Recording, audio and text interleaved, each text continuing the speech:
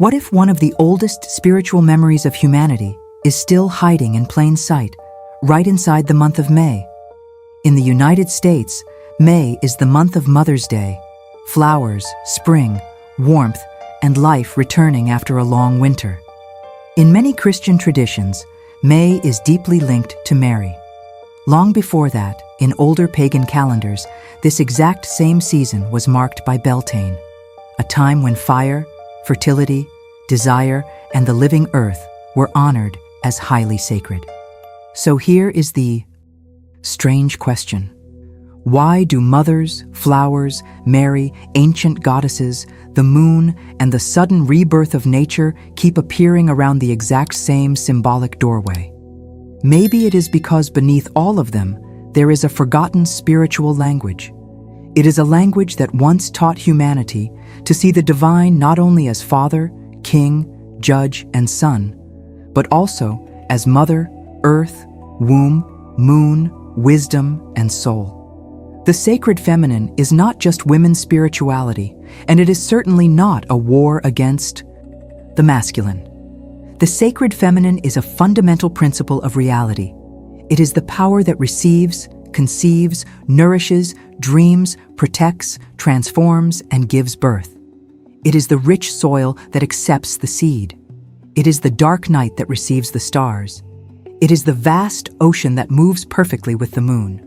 It is the quiet womb where life is hidden long before it becomes visible.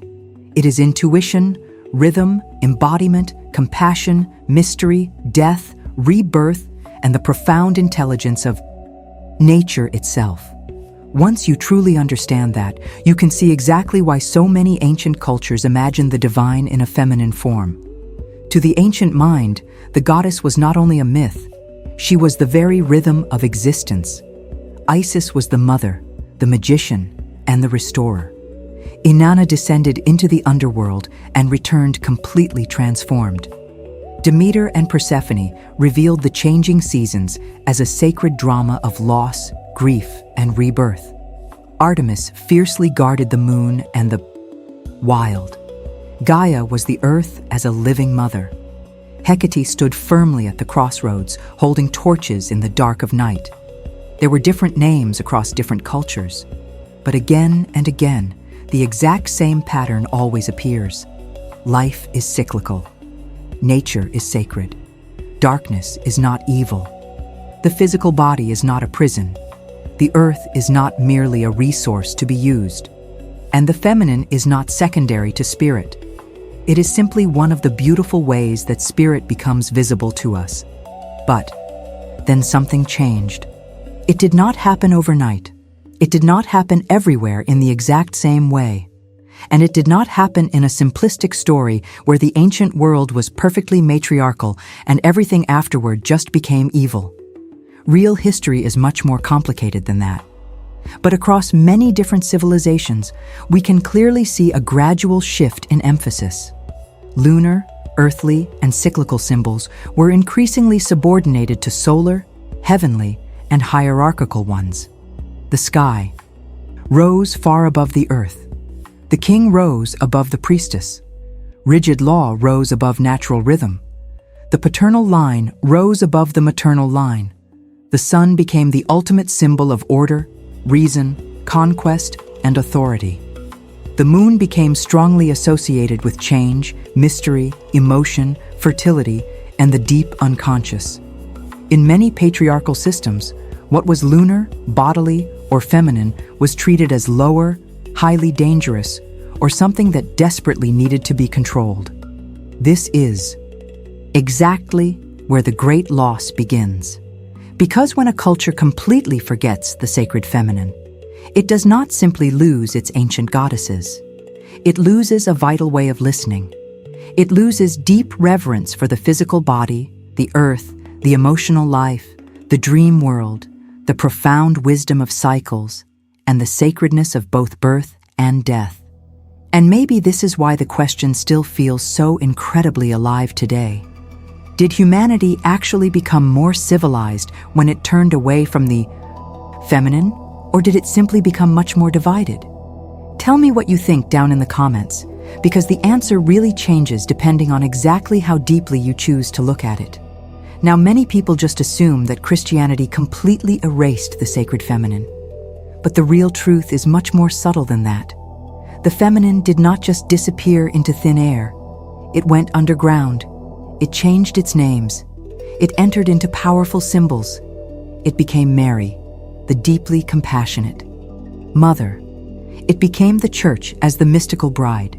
It became the human soul longing for true union with God. It became wisdom, known in the ancient Greek language as Sophia.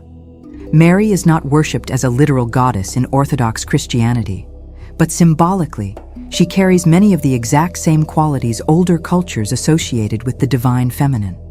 She perfectly represents mercy, protection, sorrow, motherhood, and the deep mystery of giving birth to the divine directly within the physical world. Mary Magdalene, too, became incredibly important in esoteric Christianity. This is not because every single modern legend about her is historically certain, but because she directly represents the individual soul that seeks, witnesses, loves, and truly recognizes the risen Christ. And then there is the figure of Sophia. In Gnostic traditions, especially in texts connected directly to early mystical Christianity, Sophia is the absolute embodiment of divine wisdom. Her fall, her deep longing, and her eventual restoration completely represent the complex drama of the human soul. A soul separated from the fullness of God and desperately trying to return home. Scholars like Elaine Pagels helped bring much-needed attention to these hidden spiritual currents, where true salvation was often described not only as blind belief, but as a genuine awakening, a deep remembrance, and a powerful state of gnosis. Sophia is undoubtedly one of the great keys to understanding the sacred. Feminine in Western esotericism. She is wisdom itself. She is the divine intelligence that actively seeks reunion with the pleroma, which is the ultimate fullness of all things. And in Jewish mysticism, another incredibly powerful feminine image appears. It is the Shekinah, the indwelling presence of God. She is the divine presence that dwells directly with creation, suffers deeply in exile, and is finally restored through sacred action. She is not distant at all. She is fully immanent. She is the divine presence secretly hidden right inside the physical world. So you see, the sacred feminine was never actually destroyed. It survived beautifully as the mother, the bride, the soul, the wisdom, the presence, and the hidden rose blooming right in the dead center of the cross. And this is exactly where the modern revival of these ideas begins to make perfect sense. In the last century, many esoteric and spiritual movements began actively recovering feminine symbols that had long been ignored, completely demonized, or aggressively pushed to the very margins of society. Modern Wicca placed the goddess and the god firmly back into a sacred polarity, choosing to openly honor the moon, the changing seasons, the Sabbats, and the natural cycles of nature. Dianic Wicca strongly emphasized the divine feminine and women-centered ritual. The goddess movement successfully recovered ancient goddesses as powerful spiritual, psychological, and ecological symbols. Writers like Starhawk connected the sacred feminine not only to mystical ritual, but to real ecology, social activism, and the active healing of the earth itself. The Fellowship of Isis honored the goddess in many beautiful forms. In the tarot, cards like the High Priestess, the Empress, the Moon, and the Star still clearly speak the old, forgotten language of deep intuition, mystery, fertility, and inner guidance. Even in the complex system of Thelema, the feminine appears in a very powerful form through Babylon. This is not the tame, obedient version of the feminine. This is the ecstatic, initiatory, and completely liberated feminine. She perfectly represents a raw force that completely breaks false purity, dissolves all fear, and opens the human soul to a much more dangerous and deeply sacred kind of freedom. And in Hermetic Kabbalah, the feminine is literally everywhere if you just know how to look. Bina, the Great Mother, gives structure and form to the infinite. The sacred cup receives the energy. The temple safely contains the presence. The Shekinah dwells directly in Malkuth, which is the kingdom, the physical world all around us. Matter itself simply becomes the beautiful veil of spirit. If this way of seeing history is opening something up inside of you, please leave a like. Doing that really helps this kind of deeper esoteric content reach people who are completely tired of purely material explanations of the world. But we must remember, the sacred feminine is not only a historical subject to study, it is also a very real inner reality. In Hermetic philosophy, there is a very famous principle: as above, so below. The human being is a microcosm, a very small reflection of the vast macrocosm. The universe is not just somewhere far outside of you. Its grand patterns are perfectly mirrored right inside your own mind, your own body, and your own soul. This means the sacred feminine is not only found in Isis, Mary, Sophia, or the moon in the night sky. It is also found directly inside of you. It is your innate ability to listen carefully before acting, to dream big before building, to fully honor your emotions without becoming enslaved by them, to respect your natural cycles of energy instead of constantly forcing yourself to live like a machine. It is the quiet capacity to gestate a new idea in total silence long before bringing it out into the busy world. And the exact same is true of the sacred masculine. At its very best, it is direction, clarity, protection, discipline, courage, and highly conscious action. The real problem is not the masculine itself. The problem is the masculine without the feminine.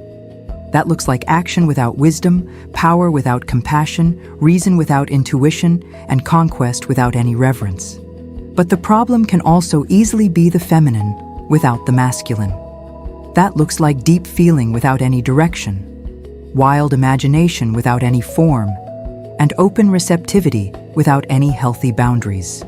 True wholeness is not about choosing the moon against the sun.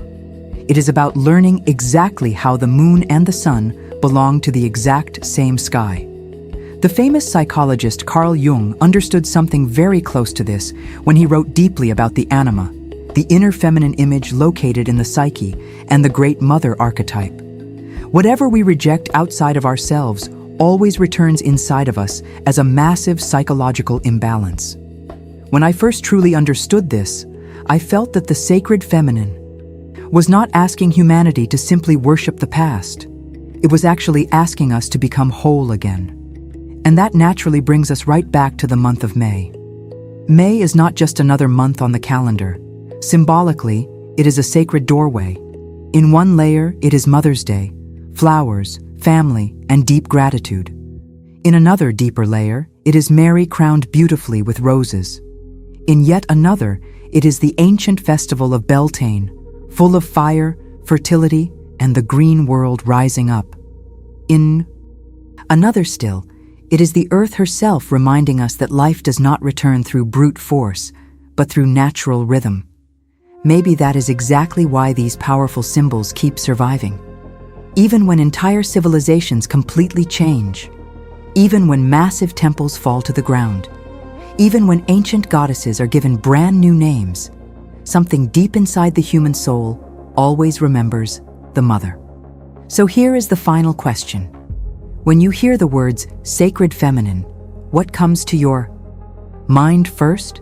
Is it the goddess, Mother Earth, Sophia, Mary, the glowing moon, nature, or something completely hidden inside your own soul? Write your honest answer down in the comments, because what you say reveals a lot about the tradition your spirit is secretly listening to right now. The truth is, the sacred feminine never truly died. It was fragmented, silenced, carefully absorbed, renamed, and buried deep beneath many centuries of fear and pure misunderstanding. But it quietly remained in the rose, the chalice, the moon, the mother, the priestess, the bride, the wisdom, the womb, the earth, and the human soul. And perhaps its massive return in the modern world is not an accident at all. Perhaps it is a necessary response to a civilization that has become entirely too mechanical, too disconnected, and completely obsessed with control, speed, and endless consumption. We live in a world that knows exactly how to extract resources from the earth, but has completely forgotten how to actually listen to her. This return is the ultimate reconciliation of what was long divided: the sun and the moon, spirit and matter, heaven and earth, father and mother, action and receptivity, pure knowledge and deep wisdom. This is because the complete human being is not only solar, and the complete vast universe is not only masculine. If this video helped you see the hidden feminine thread running smoothly through history, please subscribe to the channel, share this video with someone who would truly understand it, and watch the playlist appearing on your screen right now. Every single symbol we study here together is another piece of the forgotten map, and just maybe the next one is the exact piece your soul has been waiting for.